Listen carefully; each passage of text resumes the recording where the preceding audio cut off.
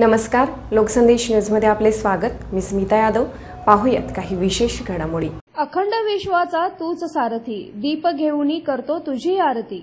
Doctor Suresh भाऊ खाडे यांच्या संकल्पनेतून तालुका क्रीडा संकुल मिरज इथं आयोजित भव्य राम मंदिर प्रतिकृतीला रामानंद सागरकृत रामायण मालिकेतील प्रभू श्रीरामांची भूमिका साकारणारे अरुण गोयल यांनी भेट दिली। त्यांच्या प्रमुख उपस्थितीमध्ये आज आरती करण्यात आली। यावेळी मिरज परिसरातील नागरिकांनी मोठ्या प्रमाणात गर्दी करत पूजेमध्ये सहभाग घेतला।